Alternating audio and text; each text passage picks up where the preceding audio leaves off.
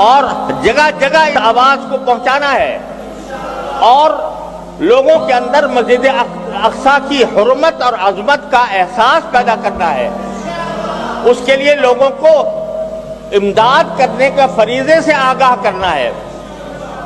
اس وقت میں سمجھتا ہوں کہ جو صورتحال وہاں چل رہی ہے اس میں ساری نفلی عبادتوں سے زیادہ افضل عبادت ان کی امداد ہے۔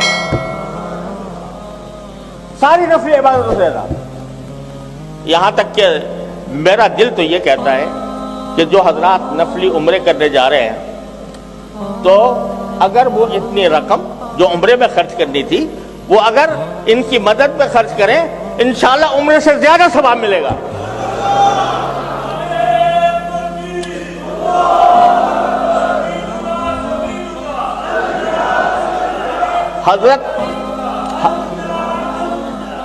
حضرت عبداللہ ابن مبارک رحمۃ اللہ علیہ جیسا عظیم محدث، مفسر اور اتنے بڑے امام ہر سال حج کیا کرتے تھے، لیکن ایک مرتبہ حج کو جا رہے تھے تو راستے میں دیکھا کہ ایک بچہ وہ کوڑے دان سے ایک مری ہوئی مرغی اٹھا کے لے جا رہا ہے۔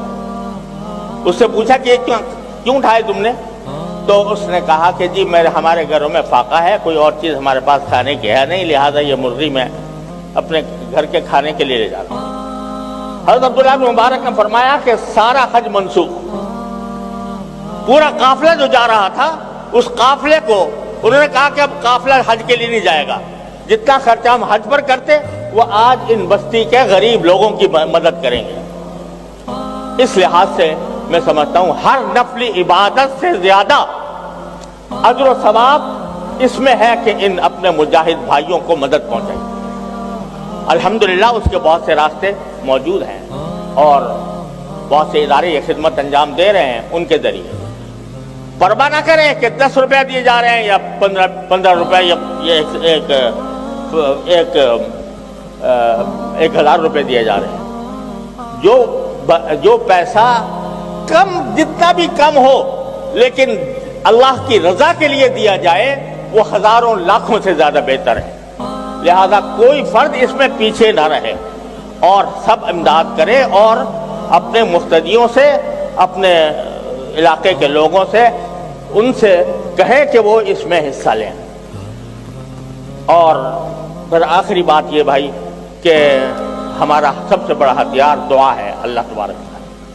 الحمدللہ قنوت نازلہ ہمارے ہاں بہت سی مساجد میں، شاید سب میں ہو رہی ہے، اس کو جاری رکھنا چاہیے۔ البتہ شاید یہ بہتر ہو واللہ عالم کہ 1 مہینہ مسلسل کرے اور پھر تھوڑا سا وقفہ کر دیں، پھر 1 مہینہ کر دیں، اس طرح قنوت نازلہ کا سلسلہ بھی جاری رہنا چاہیے اور ہماری کوئی نماز ان مجاہدین کے حق میں دعا سے خالی نہ ہو۔ اللہ تبارک و تعالیٰ سب کچھ کرنے والے ہیں، انہی کے حق، انہی کے ہاتھ میں سارے فیصلے ہیں۔ انشاءاللہ یہ دعائیں رائگاں نہیں جائیں گی۔ اللہ تبارک و تعالیٰ ہم سب کی اس کی توفیق عطا فرمائے۔ وآخر دعوانا الحمدللہ۔